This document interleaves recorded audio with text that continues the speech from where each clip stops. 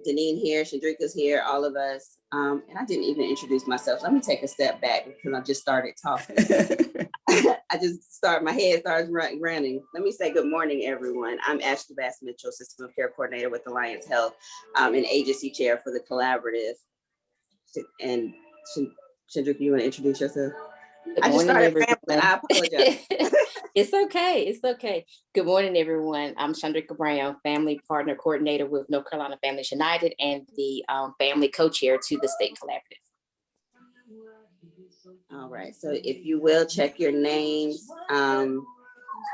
We do have a few people that are in via the phone. If you're able to put your name in the chat, we would appreciate that too. But we just wanted to say welcome to everyone. And we also wanted to say that the minutes, we're going to table the minute approval for this meeting to the next meeting so that we can go ahead and give the presenter all the allotted time for questions, answer, and this amazing presentation that's coming up. Did I miss anything, Chandrika? No, I do. Someone is on now and we hear your music. So I don't know if that person just is, I'm trying to look to see who's not muted. That's Ashley. That's me. I'm doing double duty with Cameron, so I'm gonna mute myself, not talk. No, someone has sent a message. I just wanted to make sure. I know sometimes a person will call in on their work phone and they'll put us on hold and it'll start playing that music. So that's why I was wondering. Okay. All right, we're competing with Ferdinand. With my sons are here in school, so I am going to mute myself, and you will not hear the music, and I apologize for that. No, he's fine. Cameron's my little buddy. He's fine. So with that being said, I am going to go on mute, and I'll turn it over to Deneen to introduce our amazing speaker. Okay, thank you, Ashley. Good morning, everyone. I am so happy to see so many folks have joined us today.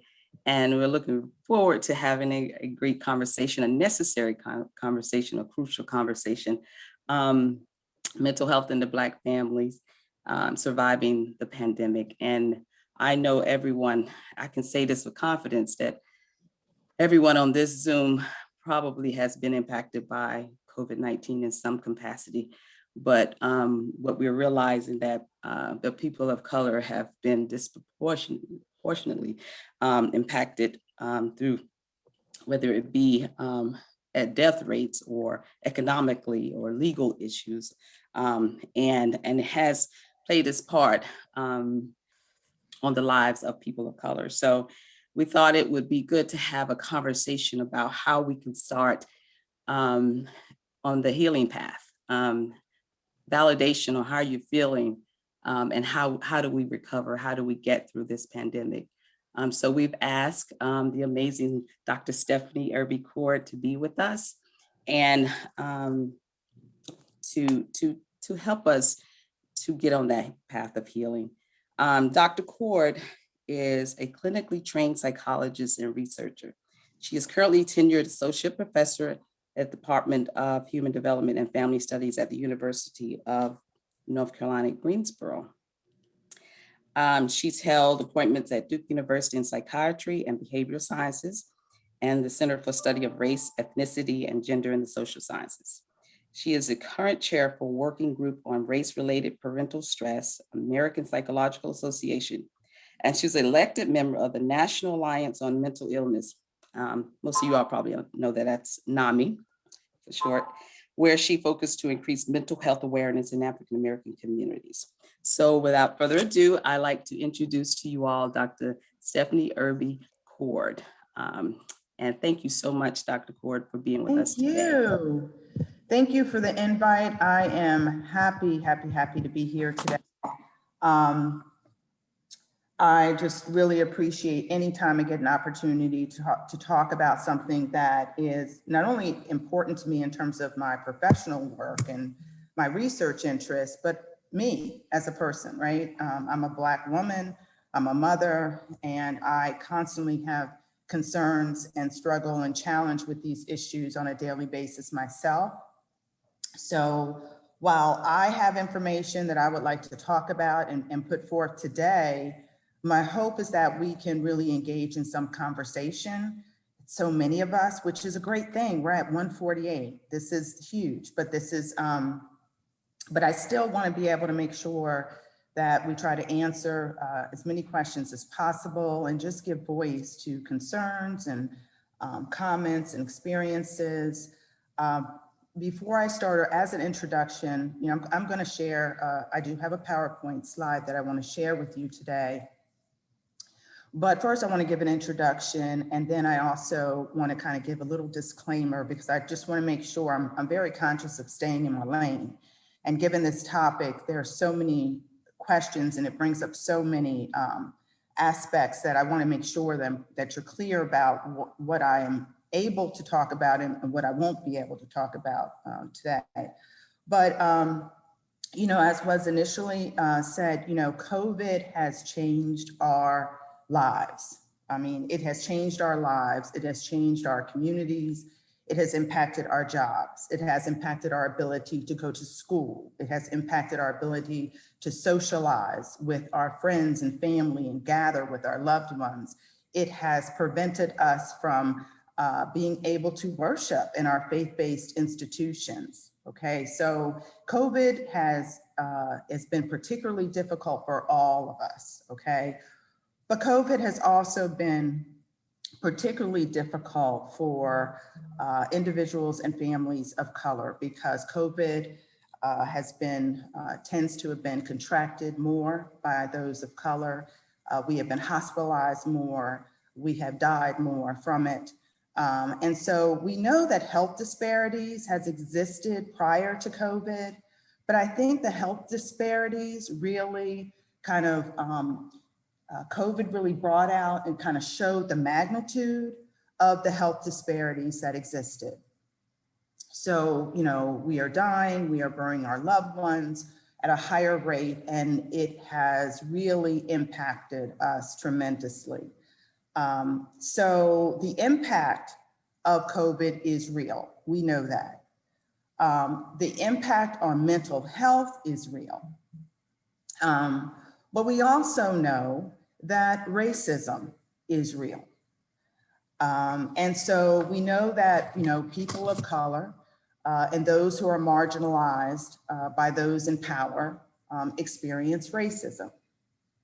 And so racism is also a mental health issue that we know is happening simultaneously with COVID. And it's, at times it may be very hard to disentangle, but we know that the impact is huge. Racism is a mental health issue. I would say it's a mental health crisis because it causes trauma.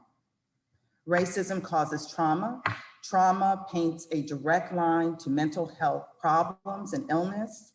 And those past and current traumas is what is really the reason behind many of the experiences of mental health conditions that we have today.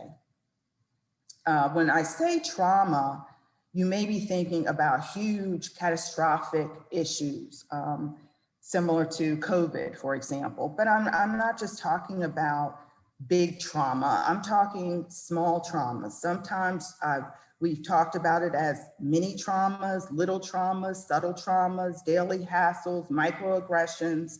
But the point is, it's not always the big heavy hitters that get us. It's also the daily things that we kind of brush off that over time impact us. So today I want to talk about COVID in terms of its impact on mental health.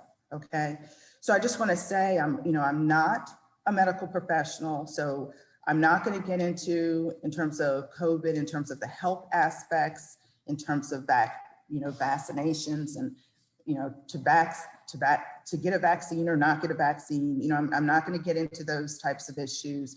I'm also not going to get into sort of the political aspects of this. I really want to just focus on how these experiences are affecting us, are affecting our families, and what are some of the ways in which we can cope and provide support to ourselves as well as one another.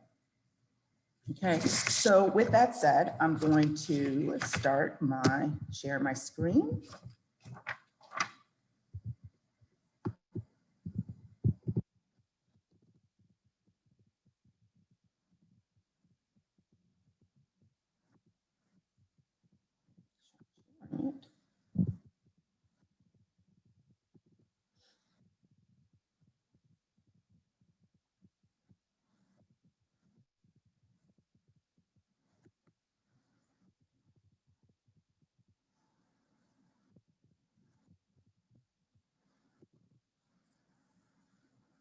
Okay, so again, thank you so much, Ms. Hinton, and all of those from Alliance who were involved in bringing me in to talk to you virtually today about mental health in the Black family, surviving the pandemic, and all that comes with it, right? I'm speaking to you on behalf of myself as, you know, as a woman, as a faculty member, mental health professional, also as the founder of Kindred Behavioral Research.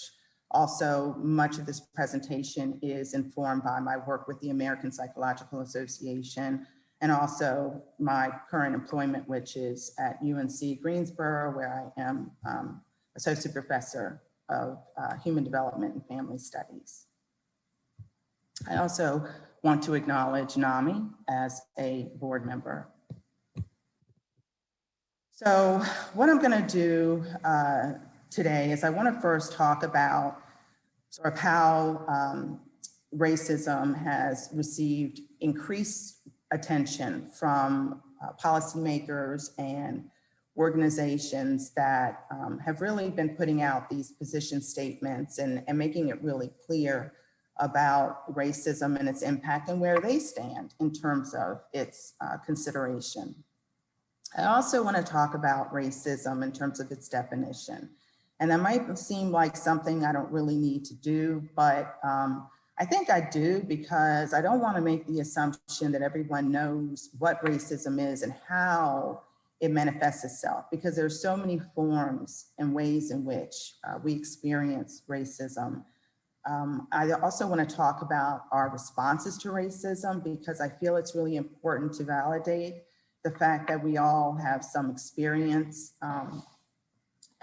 not experience necessarily, but response to racism. And I want to talk about that a little bit, particularly talk about race-related stress and also imposter syndrome and imposter phenomena, whether you are a student in school or whether you're a professional or whether you're, a mother, it really doesn't matter. There are various ways in which racism really impacts the way in which we see our position in this world. Then I want to talk about racial ethnic socialization a little bit because, well, actually a lot of it, because it's really been very key to the work that I do in terms of facilitating resilience and coping in families that I work with. And so racial ethnic socialization, its importance and its content. And then if we have some time, again, because I do want to give voice to you all's experiences as well, I do want to show a brief clip of a video series that myself and some colleagues are developing to really help facilitate these discussions around race and coping with our families and children, called One Talk at a Time. And I want to be able to show a brief clip about that if we have time to do that. So, as I mentioned, many organizations have come out over the course of the years, but also recently, about where they stand in terms of racism and its impact. The American Psychological Association came out with their statement in 2001. National Institute of Health, particularly National Institute of Mental Health, came out with their report in 2001 as well. And they talked about how racial, ethnic, minoritized persons have less access to care in terms of mental health services. They're less likely to use it and receive care when they need it. And they also, when they do receive it, they receive poor care in terms of quality. And so these mental health disparities and factors were illuminated in this report.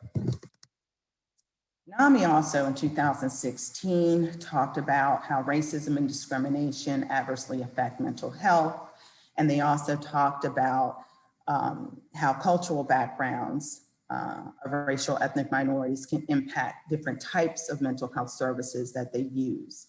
I know I've been working on the board with NAMI, and we're really, really committed to diversity, equity, inclusion, and really thinking about where our services are being used, how they could be used better, and how we can make sure that we are providing culturally relevant and competent services to all that need them.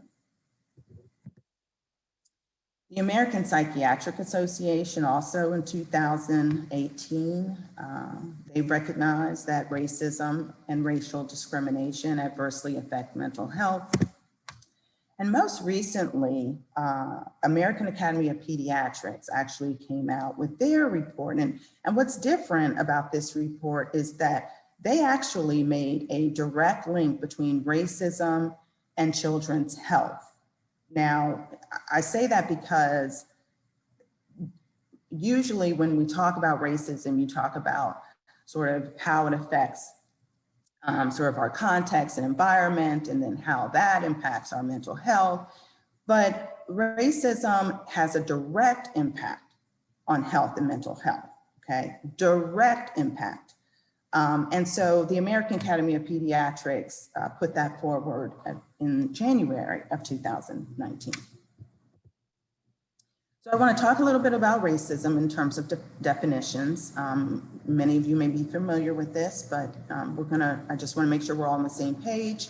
And I also will try to illustrate some of sort of the complexities and nuances of this using Joe and his wife, Jane, who are a white couple. We are probably most familiar with individual racism, AKA personal racism, right? When people interact with you and provide sort of stereotypes, prejudice, behavioral biases toward you and demeaning you because of the color of your skin, okay? So we know that there's individual racism. And so Joe, who is a white man, believes that whites are biologically superior to persons of color. But there's also ways in which individual racism can be unconscious as well.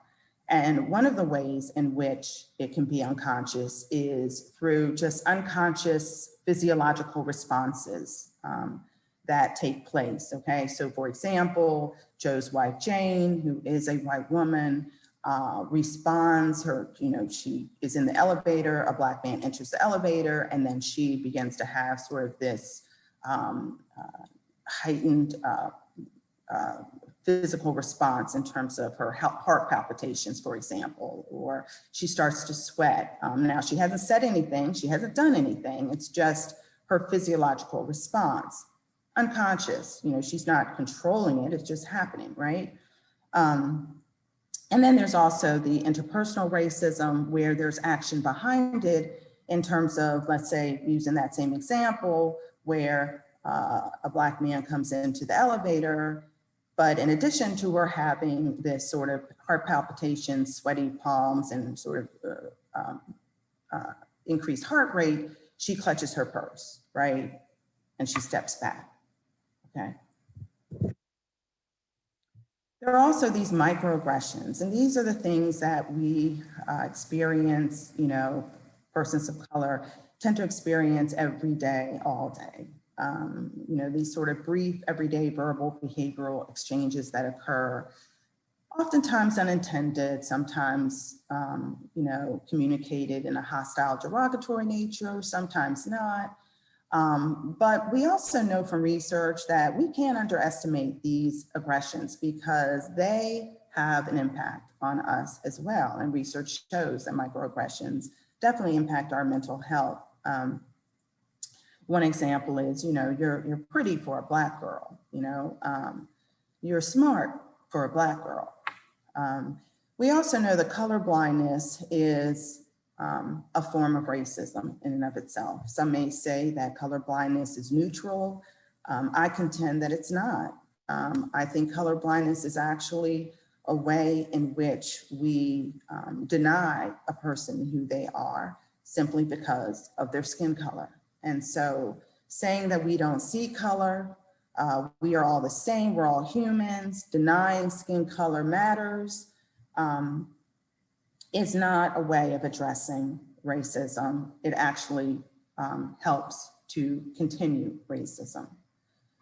The second way is called power evasion because it shows that color doesn't matter, and it also denies racism by emphasizing that we are one and the same. So let me back up and just say, so it's two things. It's one, it's saying that you don't see it and you're denying it.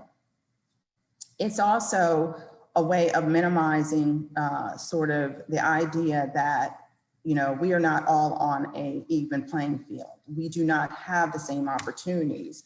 And so to portray sort of this belief that we all kind of, are on the same playing field, and in America, everyone has equal chances and equal access and equal services, and all of that equality is basically being part of the problem as opposed to being part of the solution.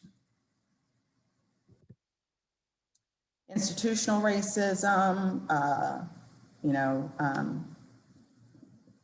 societal, governmental, institutional racism is definitely rampant in our society. Let's say, Joe has called the police because he sees that, there are some Black males across the street having a good time, not bothering anybody, but listening to some music. Joe decides that he's going to call the police. The police, after that call, the police go back and decide that they are going to, decide that, we need to really be on the lookout for these, for groups of Black males or groups of Latino males. So they develop a policy that says that they are to go out and look for Black and Latino males. So I'm just trying to give you an example how an interpersonal interaction can then lead to a department, an agency, then developing some sort of policy that directs folks to act upon something that initially was an interpersonal interaction, if that makes sense. Then cultural racism, and we see this all the time in terms of, sort of the perceptions about holidays and statues and standards of beauty. Who decides what is all American? Who decides that this is, appropriate music and other music is not appropriate? Who decides what's loud and too loud and what's not loud enough? Who decides who's a gangster and who belongs to some sort of,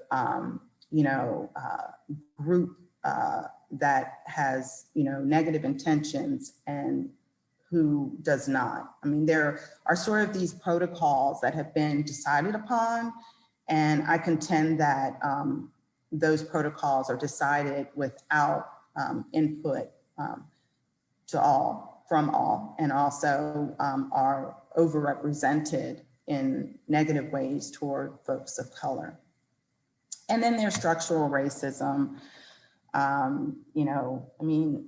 When I talk about racism in my classes with students, they often ask me, Dr. Coard, why do you always talk about race, race, race? I mean, there are other things. There's religion, there's sexism, there's, economics, there's all these other factors that folks get marginalized about and have, implications for, and all sorts of opportunities. And I get it, I do. But what I say to them is take any of those characteristics and add race. It changes your position. If you have a Black man and a white man, make them both poor, make one Black and one white. Their position is different. If you have someone whose sexual orientation is other than heterosexual, make one Black, make one white. So my point is, while race means absolutely nothing, it means absolutely everything, and it's incredibly powerful when you live in a racially conscious society. So racism hurts. We know it hurts. It devalues, it disempowers. It promotes this ideology of inferiority. And it is deeply embedded into our culture, into the fabric of our society. It is in the air. It's in the air. I mentioned about these microaggressions, And, this documentary comes to mind because in this documentary, it speaks to the impact of racism on heart disease. And Keith Hargrove, he says, I always thought of myself as a rock on the shore, strong and steady, took pride in how, as the waves crashed, I stood strong, I was unmoved, but then I came to realize that with each crashing wave, bits of me were being chipped away. And that's sometimes how racism works. It just chips away at you, slowly but surely, but it can also, hit you hard and impact you directly immediately. So we know that racism has impacts on health, and we know mental health. Responses to racism. I guess the only thing I really want to say about this that I haven't already said is that we know that there are mental health and health consequences to racism across the lifespan, okay? So it's not something that is, just for adults. It's not something that's impacting older persons. It's influencing everyone from infancy through later adult life.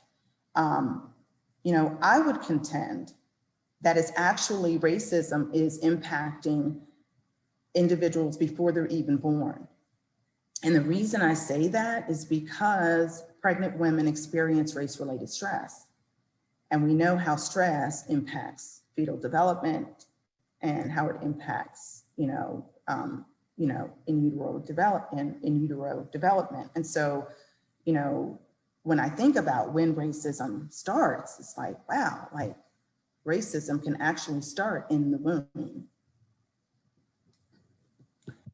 I know, when I have 3 children, and I remember being very excited about the fact that I was pregnant, but then the second thought was, oh my gosh, I'm pregnant. Like, I'm bringing a child into this world. What kind of world am I going to be bringing this child into? So race-related stress is huge impact.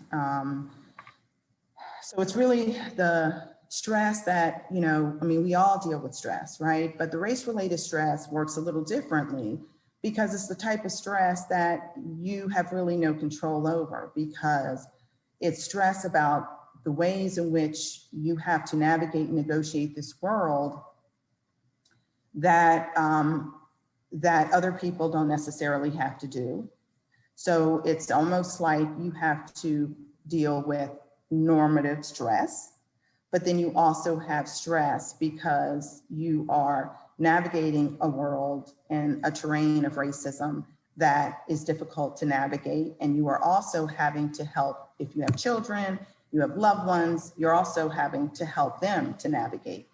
So race-related stress reactions are real, both in terms of actual stress, but also just the thought of exposure, the thought that you are going to have to deal with racism, the thought that you have to interact in a situation where you may be perceived as, in some derogatory manner, the fact that you may have to try extra hard or work extra long in order to just be heard or considered. I mean, it's that additional stress that's specific to who you are and how people perceive who you are, again, in a racially conscious society.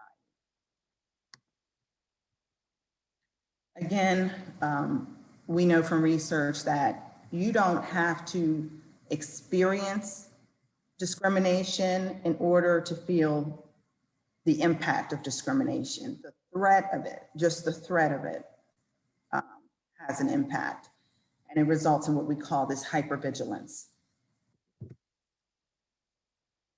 So, when you think about it, I mean, there are many intense emotional reactions. There are many ineffective coping strategies that result from that. And there are lots of health concerns that, that also come with it. And I want to talk a little bit about this imposter phenomenon, because this is something that I've seen occur, again, across the lifespan. I have seen it in children. I have seen it in adults who you would consider to be well-educated, highly successful. It really affects across the board, many careers, academic, educational levels. And it's really just the idea that you don't, that you don't belong, essentially. That somehow that your intellectual ability, your skill set, your presence is something that is not welcomed, okay?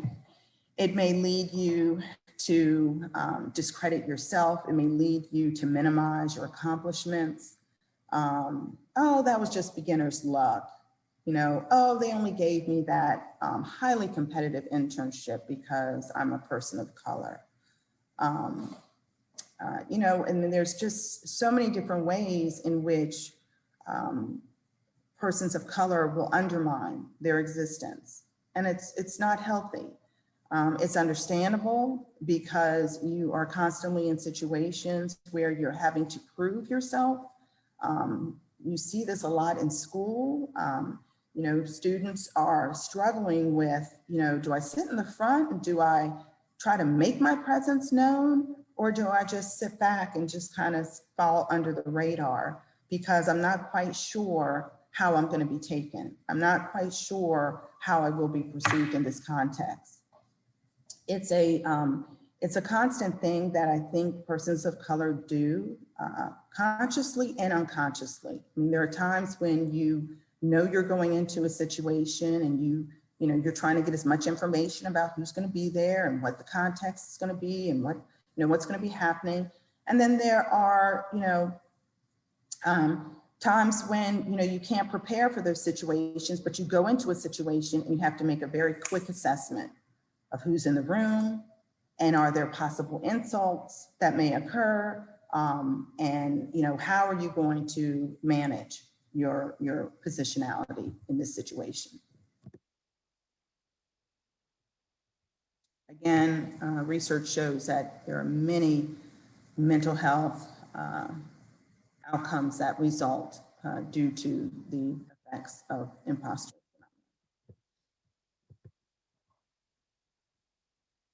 I just wanted to mention this study that occurred in 2015, or at least was published in 2015, where it looked at racism and its effects on adolescents. And most of the work that's been done on racism tends to look at adults, but this was done looking at adolescents. And it really just looked across the board at all the different articles and peer-reviewed research that have been done.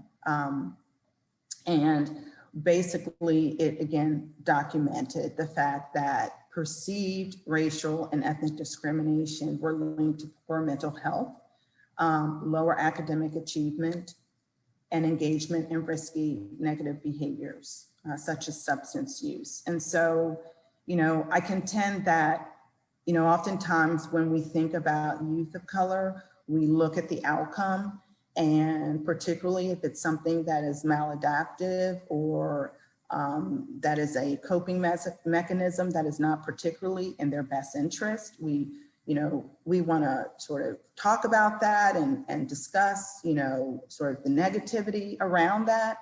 But I contend we need to take some steps back and look at how one got there, okay?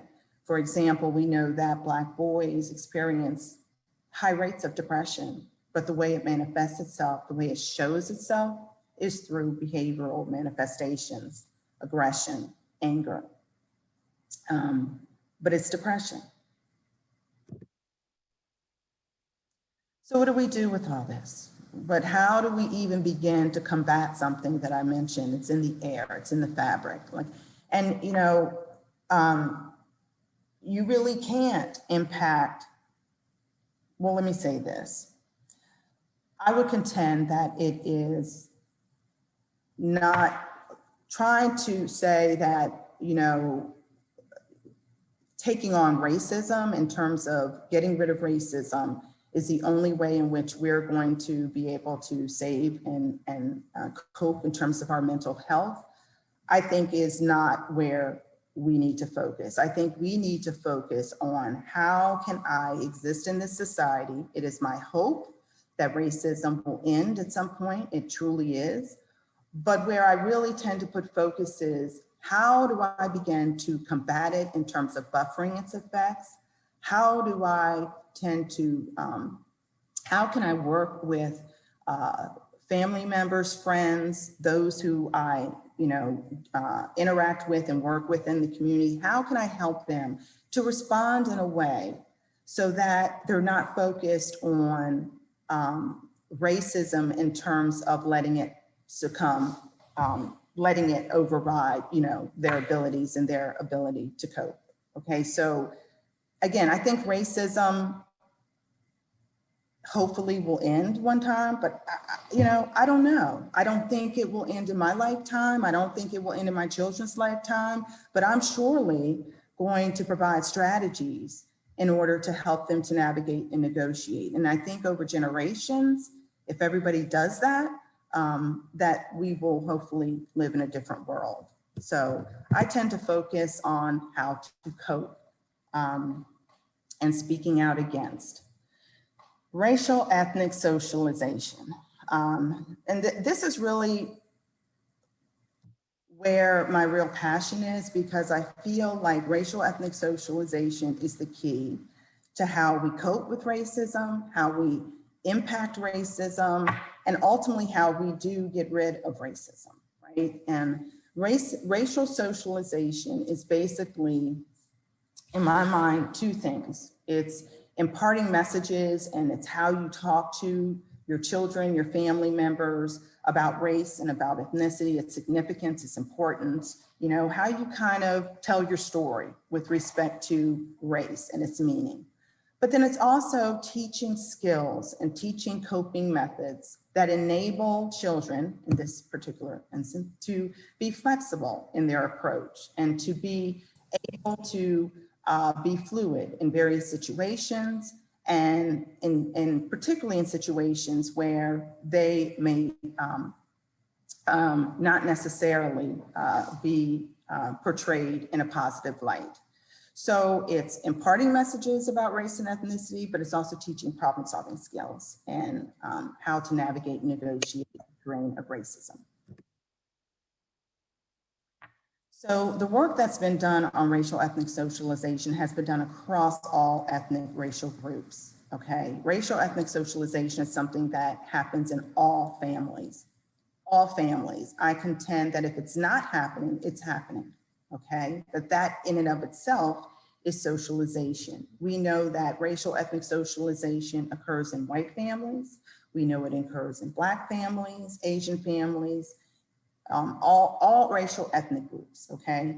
We know that because research has been done that shows that.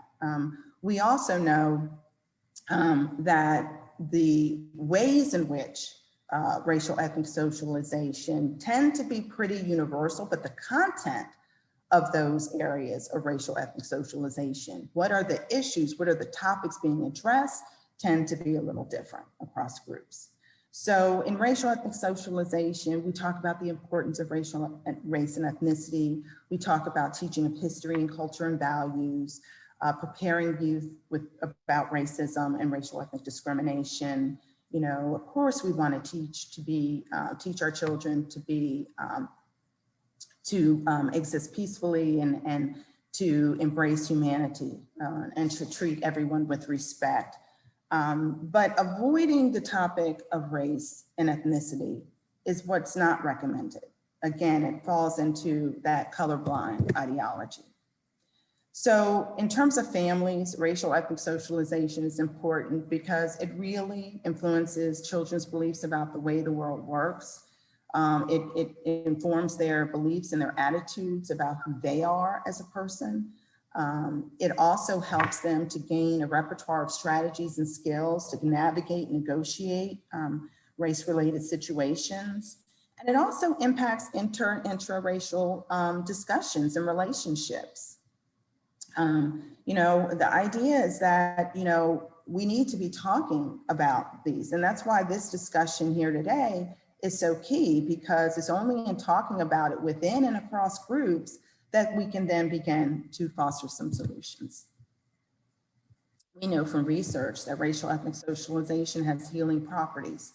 We know that it reduces stress and anxiety, particularly the race-related stress. As I mentioned earlier, we know that it promotes self-efficacy, emotion regulation, sense of coping, and also the ability to critically and consciously reappraise and resolve racial conflict. The idea is to be prepared, and the idea is to be confident in how you were going, and intentional about how you were going to interact with your environment. We know that balance is really important. So we know that it's important to teach children, their history. We know it's important to teach them to feel good about who they are and all of that. And everybody wants to teach their children to feel good about who they are. But we also know it's important to help them to recognize racism, to give meaning to the things that they see on TV and the media. We know that it's important to prepare them for discriminatory actions that may be put forth against them. And we also know it's important to help them to cope with inequities and inequality that they will likely encounter as they grow and develop. Trying to see, how am I doing with time? I had mentioned. Okay. You have about 45 minutes. Yeah, so if you, we do have a couple of questions. Okay, I'm going to go ahead and just show this really quick snippet of promoting dialogues. It's called One Talk at a Time video series, and I'm not going to spend a whole lot of time talking about it, but I do want to just show you, give you sort of a snippet of how this intervention video with focuses on racial socialization and why it's important to do with your children and families. These are my colleagues, Dr. Gabrielle Stein, Dr. Lisa King, and Dr. Laura Gonzalez.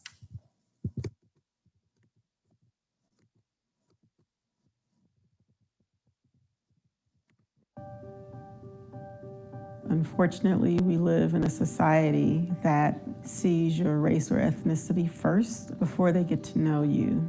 Por ejemplo, yo voy manejando, un policía me puede parar solo por mi color, por ser latino.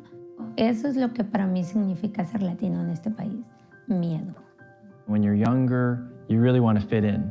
I know when I was a child, even around my daughter's age, I think there were times when I didn't want my friends to come over to my house because I just thought it was just too different.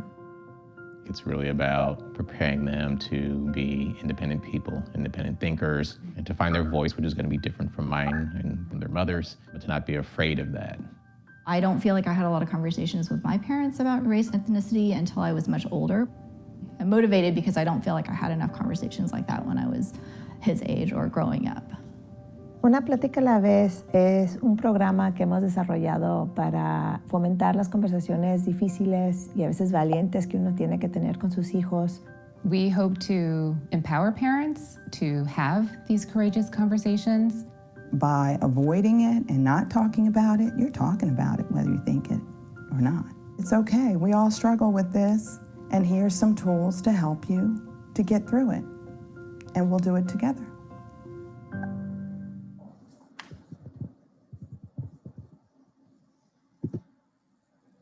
So I'm going to end there, and I want to give you an update because we actually just finished another video series, sort of a part 2, that actually is designed for white families and how to teach your children to be allies and anti-racist. And so we thought that that was really important in terms of closing the loop.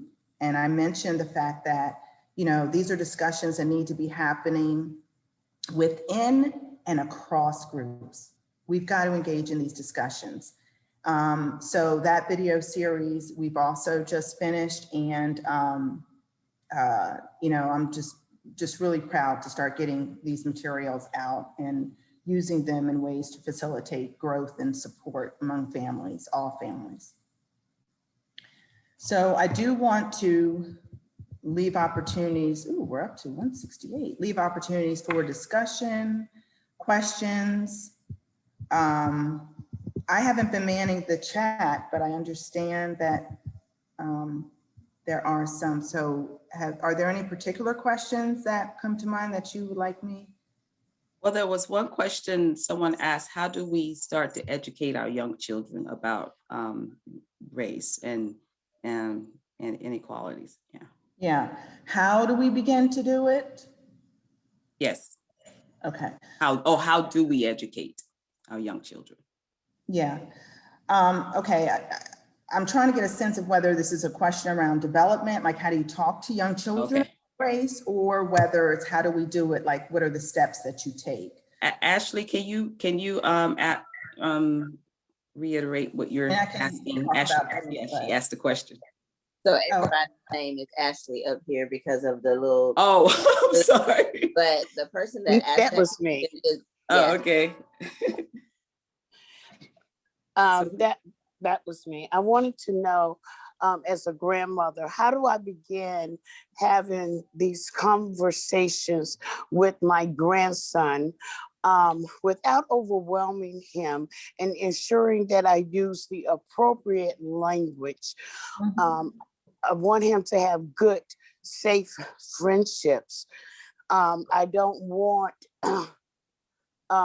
what I've learned of, our history as an adult to bring up some negative, harsh feelings about this topic. So I was wondering what insight you can provide to me as a grandmother. I hope that makes sense. Oh, it makes perfect sense. It's something that I hear all the time. These are hard conversations to have. And you know what makes it even more difficult is that we're having to have conversations with young children in a way that is, we're struggling to do it in a way that's developmentally appropriate, but the racial insults are not developmentally appropriate, okay? So how do you balance that? How do you give them the real scoop, but not scare them to death, right? Yes. It's a struggle. And that's why I was saying balance is really important. First and foremost, I think that racial ethnic socialization is something that needs to start early on, because I feel like the initial aspects of racial ethnic socialization really need to be about empowerment and really about a cultural and self-pride, okay? And these are messages that you should be giving to your child from an early age, from day one, okay? You really need to be, just indoctrinating them with positive messages about who they are, what they look like, their existence in this world, the fact that they are loved, embraced. There are times when, parents and I, we will, talk about different verbiage and different ways in which we can talk to the child to give them the words, because sometimes children don't have the words. If they're on the playground and they're told that their skin is dirty and that they can't play with you because your skin is dirty, what does that child say? Oh, well, God made me this way, or my skin is this way because my parents' skin is this way, my mommy's skin is this way, I have beautiful skin. There are ways in which you need to be having these discussions and giving them the language, okay? But in terms of, how do you actually do it? One of the things we discuss in the video is a strategy that we call Ready, Set, Talk. Ready is really about the parent really being very intentional about, okay, this is something that I really need to do. What is my goal in having this conversation? Now, mind you, I'd say conversation, but please know these are multiple conversations. There's not one conversation. There's not one perfect way to do it. These are multiple conversations that need to happen intentionally as well as just organically, and just taking, the opportunity to use things that are happening in the world as moments of teaching, okay? So we really encourage parents to, get ready. And basically ready means you physically getting ready. Okay, I need to have this talk. What are my goals? You know, what is it that I want to transmit during this conversation? You know, how am I feeling about it? Am I anxious? Being conscious, am I anxious? Am I angry? Am I mad? Am I sad? And really just, you know, centering yourself. And then we talk about talk. I mean, I already jumped to talk. Then we talk about set. And that's when, you know, you've got to really think about your child, and each child is different. And these are conversations you'll be having collectively or maybe individually, but you have to start to think about, okay, how to best set this conversation. What is my child's age? What is their temperament? What is the situation that maybe I'm trying to address? What is the context then in which I'm trying to address it? Is, it's really about kind of thinking about all the different factors that impact that conversation. Is this something that you're doing proactively? Or is it something that is happening maybe in school and now you're trying to respond to it? You know, is your child a shy child, a child that's very sensitive? Or is your child somebody who, you know, is real, like, you know, blows up real quickly and is very, you know, gets agitated? I mean, you got to think about your child and the situation. And then in terms of the talk, it's really about taking that leap of faith and just talking and having the conversation. And one of the things that we have found that also helps is parents sharing their own feelings and parents sharing their own experiences.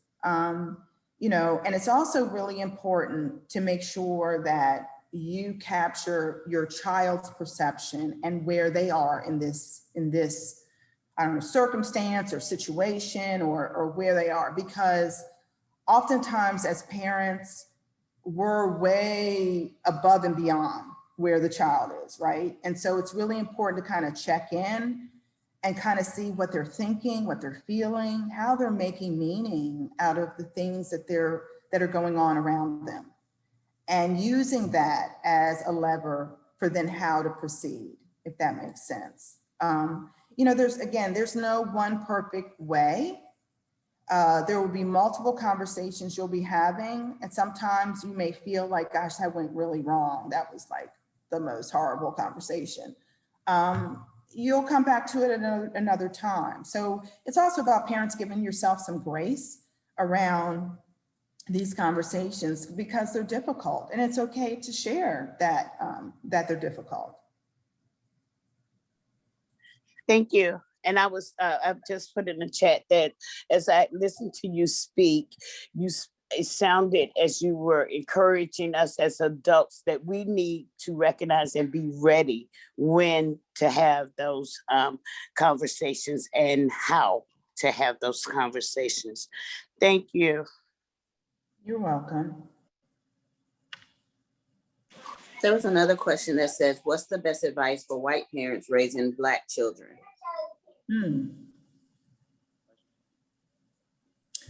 White parents raising Black children. Okay, actually, I think racial ethnic socialization is important for all families, okay? I think particularly when we think about white families, whether you are adopting a child or whether you're just engaging with other children who don't look like you, I think it's really important for you to do the work, okay? For you to have a certain level of consciousness, because that's going to be really important before you're able to impart any really positive, affirming messages to that child in a way that is going to be culturally relevant and congruent for them, okay? There is lots that is being done even more recently, but it's kind of always been there, but it's gotten more attention now in terms of what it means to be a white ally, how to be how to work against racism, anti-racist. What is privilege and how to use your privilege in a way that works against racism. Privilege in this society is like being on the escalator, being on the propel belt through the airport, where you were just constantly riding the wave, okay? You can talk the talk and you can say, oh, racism is so bad, and you're still moving forward, right? You're still moving to your destination. The only time that you're going to be able to really make a difference is if you stop, turn around, and run the other way, right? And so that's something that we talk about in the video series for white families, is there are definitely ways in which families can work against racism and be white allies. And now in terms of socializing with children who don't look like you and have different backgrounds, it's incredibly important for, I think, you to, number one, do the work yourself and understand the importance. And number two, access what supports you feel you need in order to provide that child with experiences and exposure to people that look like them. I also think it's important for you to be able to have discussions with them yourself and to not be thrown off by those discussions, and being able and willing to have those difficult conversations. And what you feel like you don't know, you simply get resources and assistance and supports in order for you to provide that for that child. I think avoiding talking to the child about this is really detrimental to the child. And even if you don't think it's important, that child is navigating a world where he or she is being perceived in a certain way, and they have got to be socialized to handle that. And by not doing it, you're preparing them to not be prepared to deal with the realities that they're going to be faced, and that's going to be very difficult for them. So I would say do the work yourself in terms of being conscious, engage in those discussions. What you don't know, you find those supports and access, those experiences, yeah. Awesome, thank you. The next question says, has there really been significant progress in the past 5 years in dissolving racial prejudice?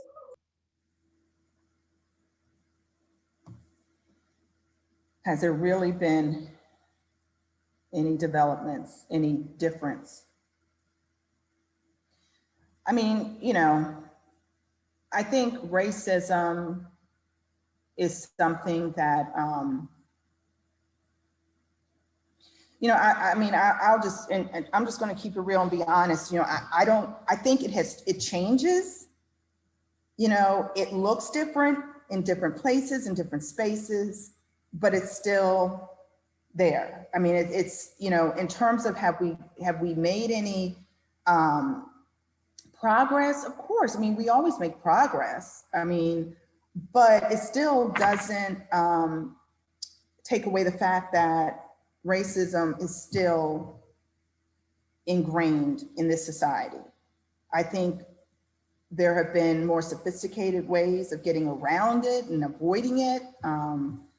But I think we've made progress, but I feel like we still have a lot more work to do. I have a question. Are there techniques to separate the anxieties of the pandemic and racial inequalities that you can recommend? I know that compounds those feelings of anxiety are compounded with the pandemic and racial inequalities. So are there ways to say, or should you separate it? Are there ways to separate it? Mm-hmm. You can't separate it. Yes. Yeah. I know that, and again, I think that's a way that we cope, right? We're trying to put things in their places to make this manageable. It's not, you can't separate it. Yeah, that's what makes it so difficult, because it's hard for me to think about COVID without thinking about race because of the disparities in COVID that were there before COVID. But now we just are able to see it in a different way through a horrific pandemic. But you can't tease out race from that and experiences of racism. And also just the socio-political climate that has also been happening too, that has provided a context for, you know, racism to just breed. You know, it's very difficult to tease apart. I don't think it's possible. Someone asked, they said that I'm very concerned that the separation we are experiencing right now because of COVID will make the separation greater. Is there any advice on how to deal with that? The separation we're feeling now will make separation greater, bigger. You know, COVID has created groups with groups. Yeah, groups. Yeah. Yeah, I mean, I can definitely see that. You know, I mean, we are not able to exercise the same types of, you know, sort of social supports and exercise the same sorts of coping methods that we, you know, that we've typically done. We haven't been able to engage in people who look like us. So we definitely haven't been able to engage in people who, you know, don't look like us. And I think we're all kind of processing all this going on in isolation, and that can be pretty dangerous, you know? So opportunity, that's again, going back to anytime there are opportunities to have these discussions in a way that is, you know, transparent and respectful and interactive, you know, that might scare some people, but I think it's really key. And, but of course, the separation, it does make it, in my opinion, it does make it worse because we're just not able to engage in a way that our environment, like there are things happening that warrant engagement, but we can't engage on it. At least face to face. Right. Ashley, do you want to ask the next one? There's one that I thought was interesting. What is your take on removal of the term systematic racism from the school vocabulary? She says, I believe I stated that correctly.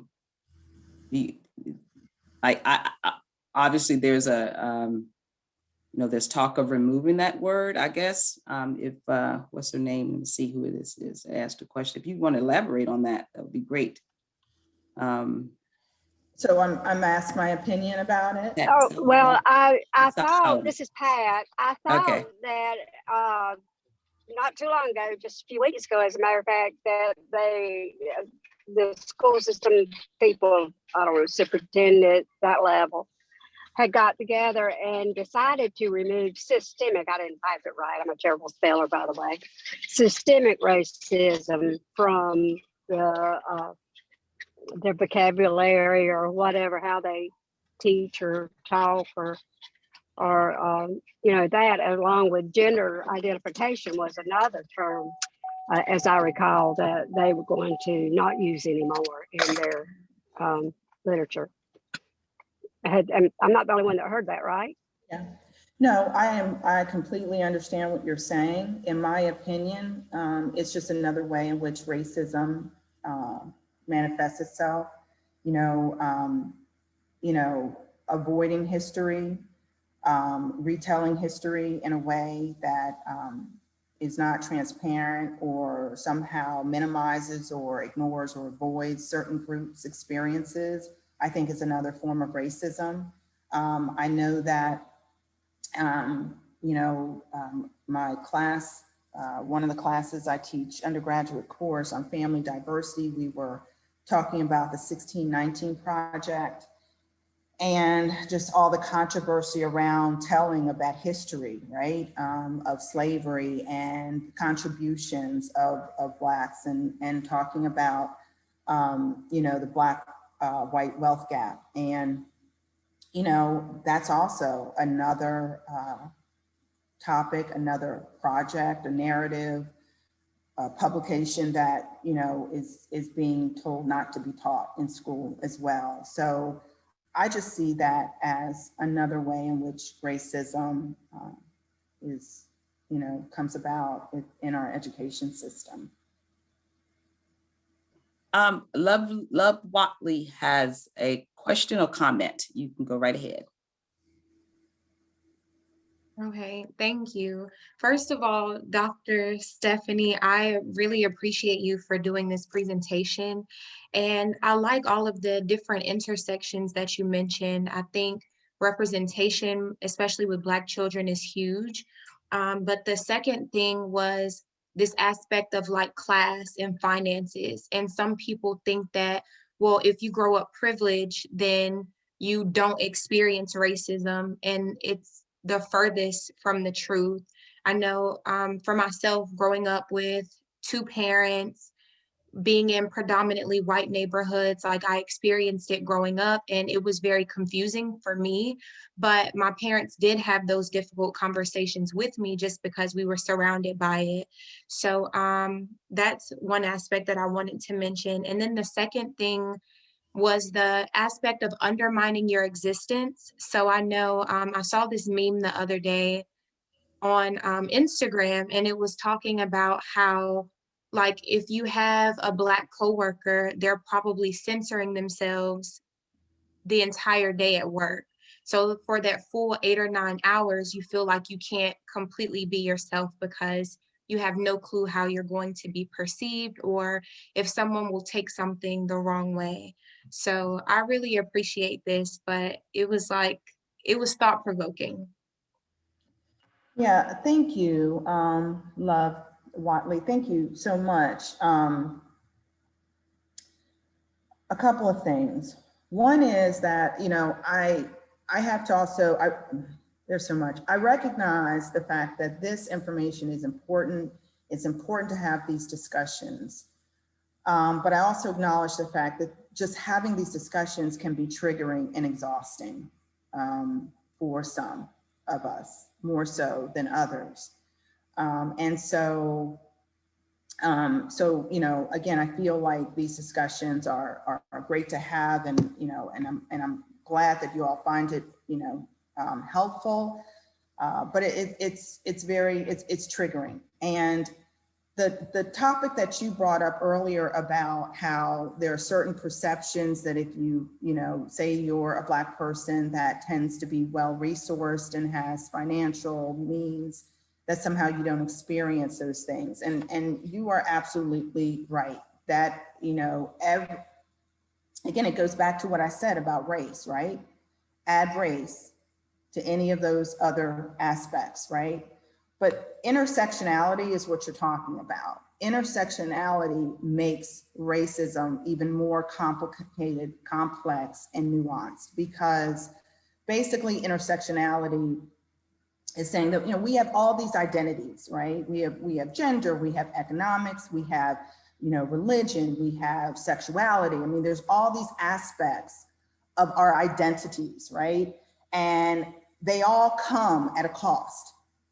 You know, some are preferred, some are not. Some are shown, some are not, or visible, and some are not. And so we work constantly to integrate these identities and sort of, you know, represent our true selves, right? And that's very difficult to do when you are managing identities that, again, are marginalizing you further and further, right? So, so what's important about intersectionality, or important about these identities, is it's not just the number of identities that you have that you're trying to manage. It's the fact that each of those identities comes with its own unique challenges and experiences. It's deep, right? It's, you know, it's deep. So, you know, if you have resources, that's wonderful, but there's other aspects of your identity that are not privileged. I mean, we all have privilege in some ways, right? I mean, but sometimes that privilege is muffled by the realities of race. And so the fact that you may have certain level of monetary means, it's not something that someone can see. It's not something that it may get you to access certain things, but at the end of the day, racism and perceptions around race and what you look like is going to override that in many ways. So intersectionality, which is what you're talking about, makes it even more complicated. And for some of us that are, you know, happen to be Black, happen to be gay, happen to be a woman, happen to be low income, happen to be a religion that is perhaps perceived as other and not, you know, traditional. I mean, there are ways in which our experiences are just so deeply complicated and really weigh on us.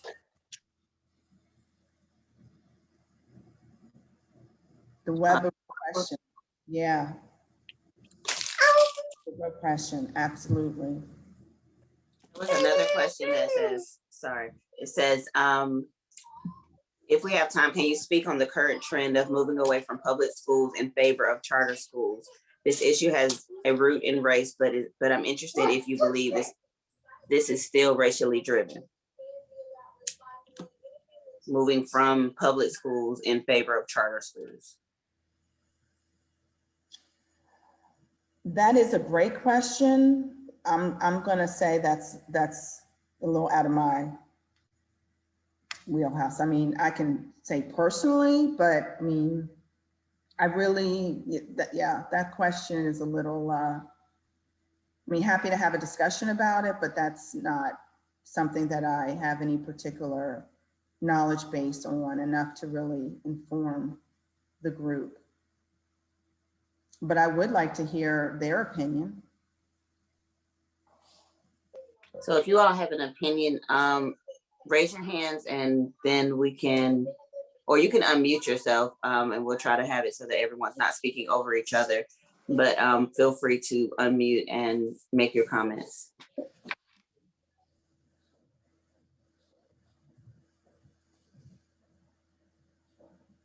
Moving from public school to charter schools. I have a quick comment. I think charter schools in theory have great amount of potential, but if we were to switch over to that system, could also in practice end up pretty poorly in terms of kind of racial inequality being shifted into one school or another, as well as just kind of other problems arising from that system.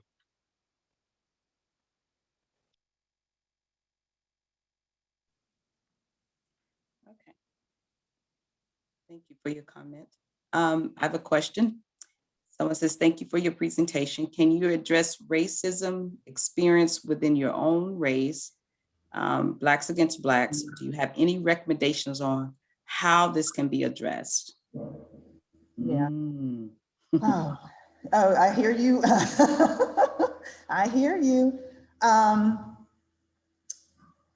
Yeah, I mean, well, first of all, I don't call, I'm very particular about how I use the term racism, because racism also deals with power. And so what I really think about with respect to what you're saying is our sort of interracial discrimination and ways in which we internalize racism and then we play it out within our own group. And I think that there are ways in which each racial ethnic group does this.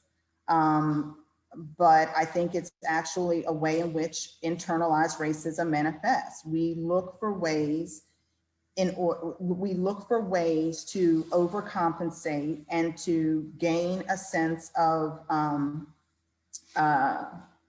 self by trying to align ourselves with attributes that ultimately we think are more preferable outside of our group.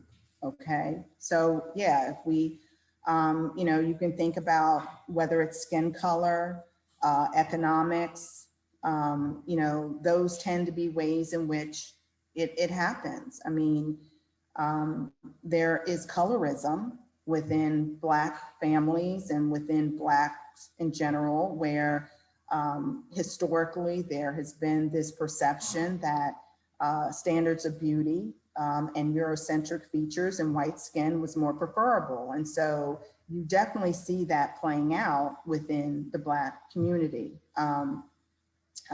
There's lots of research looking at colorism, its origins, and why it exists, and it's rooted, goes back to slavery, and it's rooted in a racist societal historical context. So it does happen, and I acknowledge that it does happen, but I view it as a way in which internalized racism has impacted groups of color in this country. Thank you. All right, so there's another question that says, thank you for this. And a lot of people have said thank you, actually. And then it says, the question is, can you explain the difference between racism and prejudice, please? From my understanding, racism implies that the people involved in racist behaviors, et cetera, have power, while prejudice can apply to anyone uniformly. I see a lot of comments online about Black people and other persons of color exhibiting racism, but wouldn't that be more so prejudice? And they were just kind of wondering the differences. Okay. Prejudice to me, okay, so prejudice is basically a perception of behavioral sort of, well, let me make sure I'm saying this, because it's complicated. To me, prejudice is something that anybody can do. It's you can be prejudiced about anything, right? And it's a cognitive sort of perception. It's not necessarily a behavior, okay? So discrimination to me shows more of like a behavior. You're actually doing something to discriminate against somebody. There's like an act that goes with it. It's not, prejudice is sort of like the attitude or the belief system. Racism for me is different because I don't believe that you can be racist without having a sense of power in order to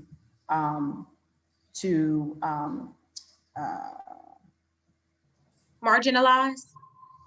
Not marginalize, but you execute to execute it. It's a power dynamic. It's a power dynamic. You can be prejudiced, you can discriminate, but in terms of being racist, and people may disagree with me, and that is fine, because I love having these discussions all the time, because even my students sometimes will take me to task. But I really feel like with racism, you have to have a certain level of power. And in this country, that has not been part of a person of color's history. We've never been able to have that power in order to execute racism. We can be discriminatory, and we can be prejudiced, and we can be biased. But in terms of racism and the power and the structural, cultural, institutionalized way in which that force, that racism, that comes with racism, is something that persons of color just don't have. For that explanation, that was good. I can ask the next question, Ashley. Maybe. So someone said that they think that, my mouse is, I'm sorry. Love said that she also think that Black on Black crime is a scapegoat for racial violence. Is there, I'm sorry, my mouse is there a community of only Black people? Naturally, there would be only be crime against one another. In predominantly white communities, you would see the same, but you don't ever hear about violence within the communities of other racial groups. That I'm sorry, I was yeah, I get a sense of what she's saying. Yeah, I get a sense of what she's saying. that when you see violence depicted in Black communities, it's like, oh, they're hating upon each other. It's not like they have left their community, gone to another Black community to hate on that community. I mean, it's within their own community. So I think what she's saying is that you see violence among the people who live in that community. And if it's made up of only Black people, it's going to be Black people. If it's made up of white people, it would be white people, right? So I hear what she's saying. You know, and I've heard that argument. The other argument that I've heard is that, you know, when you can't respond or go after the power structures that be, you know, you immediately go to where you can, you know, exercise that anger, that frustration, right? And that tends to be the person right next to you, the people closest to you. And, you know, that's not healthy by any means, but in terms of just another explanation for why one may act out on persons that look like them or near them, or maybe in the same situation as them, because who else can you act out to? Because you can't get to the powers that be. You can't change, you know, where you would like to place that anger, if that makes sense. So I've heard hers, and I've heard that explanation as well. I mean, you know, I mean, if you think about it, those of you who are mothers, right?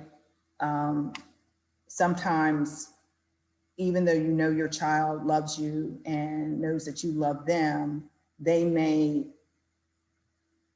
come at you in a way that is angry, or they may do things that you feel like, wow, I'm like the one that's raised them. I'm the one that loves them the most. How dare they come at me in this way? It's because, you know, you're closest to them.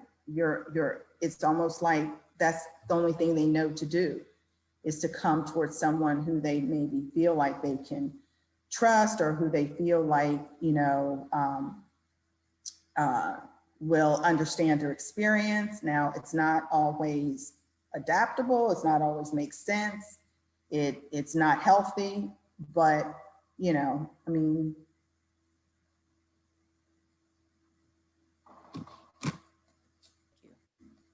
I had a question. How do you, or can you give us more insight or information on how the Black family can maintain themselves and take care of themselves during this pandemic? Like, what are some self-care for anybody, but for the Black families, what are some self-care advice? Yeah, it's hard. I would say really trying to find, I mean, first of all, I mean, families of color, particularly African-American families, really are very sort of connected in terms of interdependence and kinship and extended family. And so the fact that we haven't really been able to interact with our support systems and our networks in that way, which have been sort of at the core of our family life, is really devastating for many of us. And so finding ways of connecting with family and loved ones. And I know this virtual world gets tiring, but really finding ways and finding creative ways of connecting virtually. You know, that to me is really important when you come from a group that really, that's part of, you know, at the core of their sense of resilience and their functioning.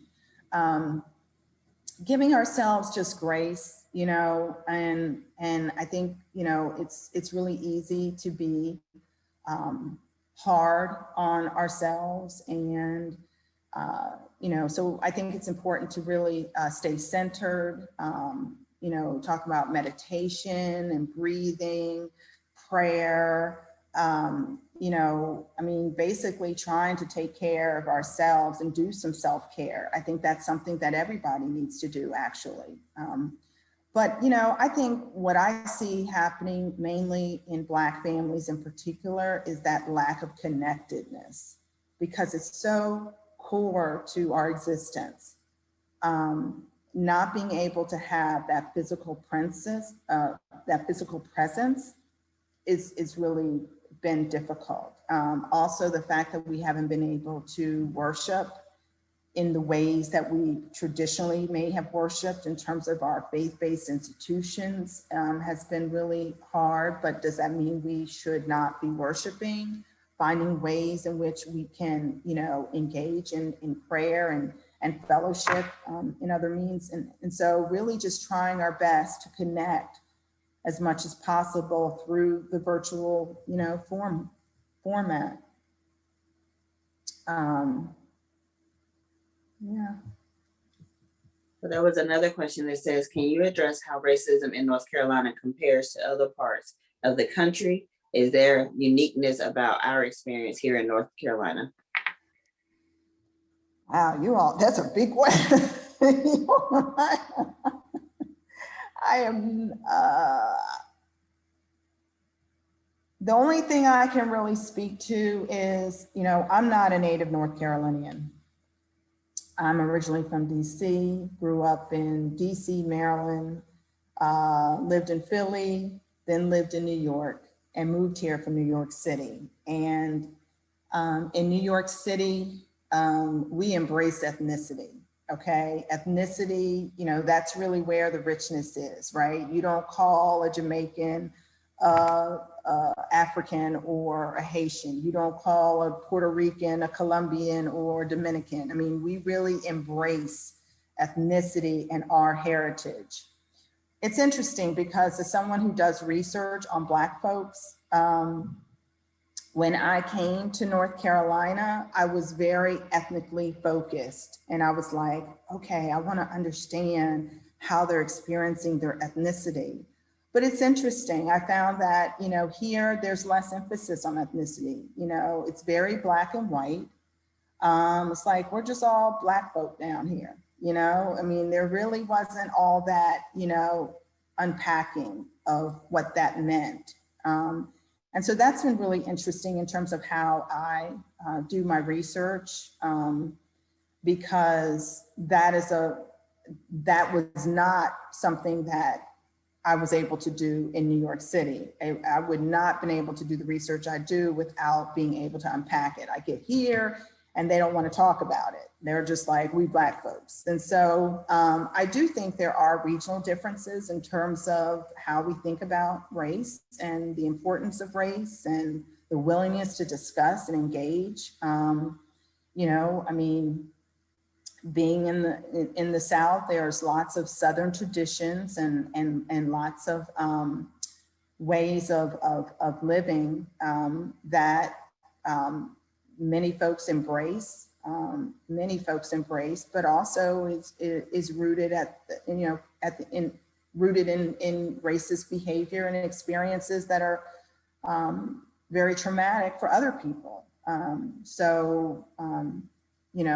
How do we celebrate, Southern traditions that also may marginalize and oppress other people? That's a hard challenge. But yeah, I mean, that's really been my only experience in terms of doing the research and being able to speak more intelligently than that. I really can't. That's just my own experience in terms of doing research, and particularly qualitative research where I'm actually asking and talking about race and racism and families with them. Thank you. The next one says, can you speak to the role and influence of social media as it relates to the discussion of race with youth, as the role of parents is becoming secondary to social media? And then there was another comment about speaking about if you could speak about cognitive dissonance. Okay, cognitive dissonance with respect to? Sorry. It says we should probably talk about cognitive dissonance when it comes to understanding racism and intersectionality, when people deny the racism exists rather than addressing the root cause.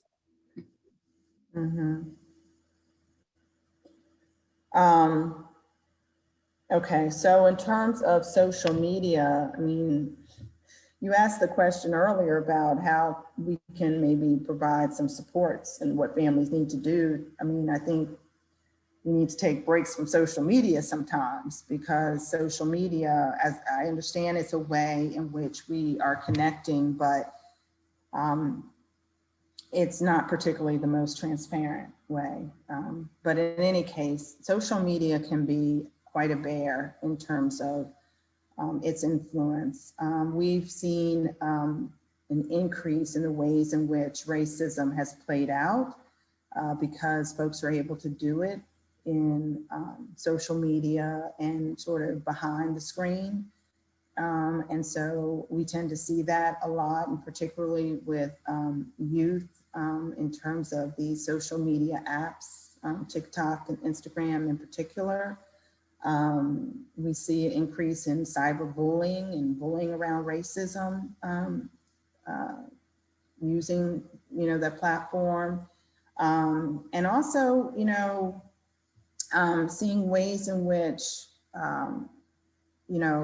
racism plays out in what I would call, I guess they would be considered microaggressions, where there are these memes and ways in which certain aspects of culture are glorified or made fun of for the purposes of kind of, connecting and joking. But it really, at the root of it, at the core of it, it's discriminatory and racist.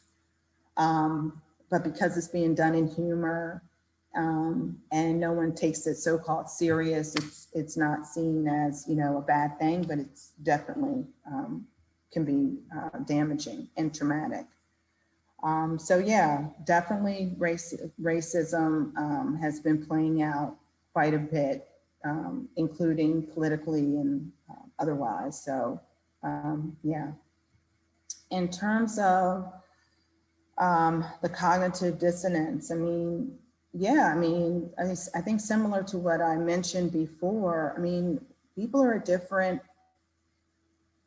levels of readiness in terms of really wanting to and being conscious of discussing these topics and discussing racism. And, particularly during this pandemic and, these times of isolation, I really would encourage everyone to really do a self-check, an emotion check, and sort of a conscious check in terms of where you are on some of these matters, because, we have got to be able to have these discussions within our families and across groups. And so if you're not willing to have those discussions, what is it about those discussions that's making you so fearful or avoidant or scared or anxious? What is it about it? And is there a way that you can, once you identify what that is, find a way in which you can overcome that? So for example, if it's making you feel, if you want to have this discussion and you feel that, I don't know, you're afraid that you don't know something, and if you ask the question that you may be judged, or they may think that you're racist or whatever. I mean, then think, is there a person in your, in your network, somebody who you feel you could talk to one-on-one and be transparent and real with, is there somebody that you can trust where you can just, say, I just have some feelings, I just want to talk to you about this, and I don't quite know how to say everything I'm going to say. I don't want to offend you. Can we just have a discussion? Can you help me understand? But also I would ask that people do their own work as well and not burden others, and particularly persons of color, to do your processing for you. There's lots of resources out there in terms of how to be a white ally, how to, work against racism, how to be part of the solution as opposed to the cause, and how to use your privilege in a way that is promotive of others and other groups. And so while it may be easy to, ask, others of color, what can I do to help? And tell me what I need to do and say. And, it also might be helpful for you to try to do the work and look for the resources and do the readings and thinking, and then having a discussion that's more about, let's both offer to this conversation as opposed to just trying to gain information. I love having discussions with colleagues that don't look like me, that are clearly been trying to really think about this. And in our conversations, it's clear that they've been doing some reflecting, they've been doing some reading, and we're able to talk at a different level. And I don't feel as if I'm being, sort of drained for information. I actually feel like it's more of a give and take. And I come away with new knowledge as well. So, yeah.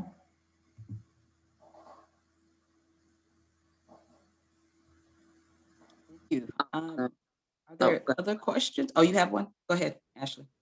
It was more of a comment that someone wanted to share, and their statement was, personally, I think that charter schools are continuing to divide our communities.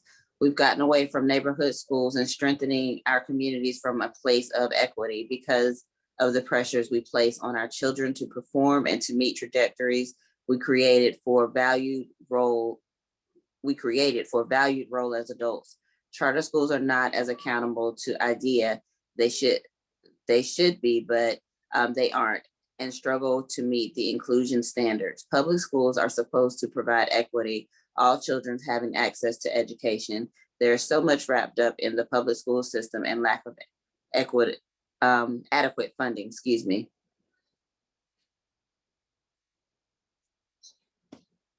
So they wanted to share that comment. If you wanted to respond, that feel free. No, I think that's, I think that's a great comment, and I agree. Yeah, I mean, charter schools, I mean, I think it goes back to the point we were talking about in terms of, are we really willing to have these discussions? Are we really willing to look at where we're failing, where our gaps are, where our needs are, or are we just looking for ways to avoid it? And so, does having these charter schools, does that do anything for public schools addressing the issues that they need to address? Or does it just allow extended time to avoid the inevitable? And, it's interesting because not just schools, but different places and spaces talk about diversity and talk about how great it is and, oh, we want diversity, but they don't know what to do when they get it. They don't know how to address it. They don't know how to accommodate it. It's one thing to bring a lot of folks together. It's another thing to be able to accommodate diversity in terms of thought, diversity in terms of experience, lived experience, diversity in terms of perceptions. I mean, it's visibly you can have all sorts of diversity, but if you can't address what comes with that, then that's a huge limitation. And finding, sort of these ways in which you can avoid doing that, I don't think is healthy at all and is inappropriate. So I think it's just a way of, avoiding and not addressing the elephant in the room in a real intentional, strategic, and purposeful way. Thank you, Dr. Coard. I have to put a plug in for a resource that we have at Alliance before we end and the discussion, but I want to say thank you so much for this discussion and your presentation. I have learned a lot. I think it's very valuable. I'm hoping that people take away, leave this Zoom with some thought-provoking conversations to have. And I wanted to just say, we really appreciate you coming on. If anyone has any burning question they have to ask, can you hold 1 second until I get this in right quick? I'm gonna share my screen really quickly. So if you can see this is, oh, that's Spanish. I don't really, we got it in Spanish, so just so you know.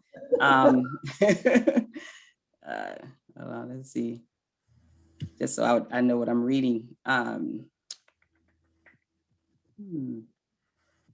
Where is the English copy? But this is while I'm looking for the English copy. This is Hope for NC, which is a crisis counseling resource for individuals who have been impacted by COVID-19. So, okay, hold on a second. Let me share this screen.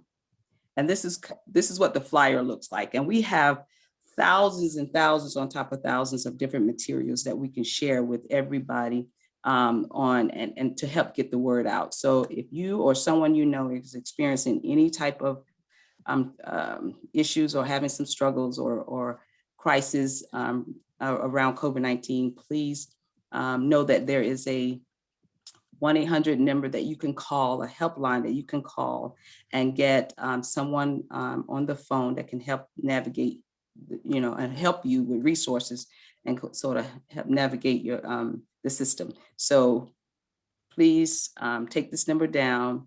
You can email Ashley or myself or put it in the chat if you would like flyers to disseminate. I have yard signs, magnets, calendars, and the list goes on. So I'd be more than happy to deliver any of those resources to you on your request. Okay. That's all I have about that. And so if you have a question, I think our time is ending. A burning question that you just got to get out, go ahead and ask Dr. Coard while she's still here, and we will be wrapping up shortly. But this was a great presentation, and I'm getting a lot of feedback and comments. Thank you all for coming. Any questions?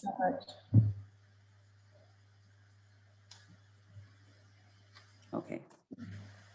No questions? Awesome. Ashley, I turn it over to you, Dr. Coard. You can hang on for the last 8 minutes just in case, or you're welcome to go. But thank you so much again. And thank you for being patient with me as I try to navigate this whole process. And thank you to the North Carolina Collaborative for allowing us to use this platform this morning. I really, really appreciate that. Thank you all.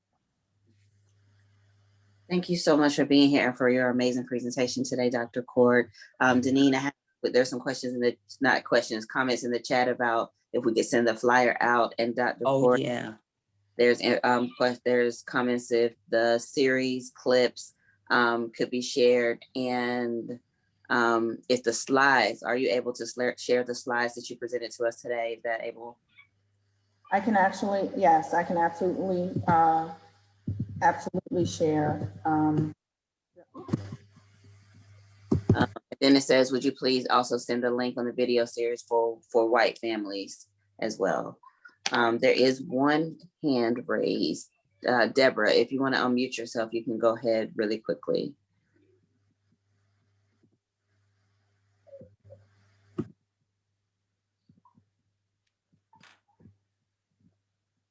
Deborah, can you hear me?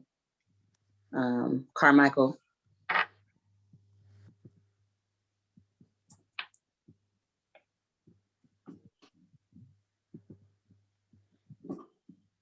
Okay. I'm not sure if she can hear us or not, but as we bring things to a close, we just again thank you, Dr. Coard. Thank you everyone for being here today. We appreciate your presence. We appreciate you offering this space. We appreciate you allowing it to be a safe space for everyone to ask questions, to be able to participate. And I also want to just put a self-care reminder out there from everyone. Last meeting with the collaborative, we talked about, Devault talked about self-care tools, just kind of ways to take care of yourself, take deep breaths, moments of, to be able to have like, not moments of peace, but coping mechanisms and things of that nature. And, it's a hard topic. We wanted to address, talk about it today in honor of Black History Month. But, we also want to give grace and space to ourselves and all the things that are happening around us and within every aspect and dynamics, from job to work to from personal and all those different things. So we do want to do that. I don't know if Devault wanted to announce the winner from the pick. If not, I may be jumping the gun a little bit, but that should be announced the next time. Okay, we'll announce it the next. The details. Okay, thank you. A self-care package. The self-care package. But again, we just thank you all for your time, your grace and space. If you have announcements, please email those to Tika, Chandrika, or myself, and we will get that information out to everyone. And with that being said, unless there are any final comments, can I get a motion to close? A motion. I'm not in collaborative, but can I motion? Second.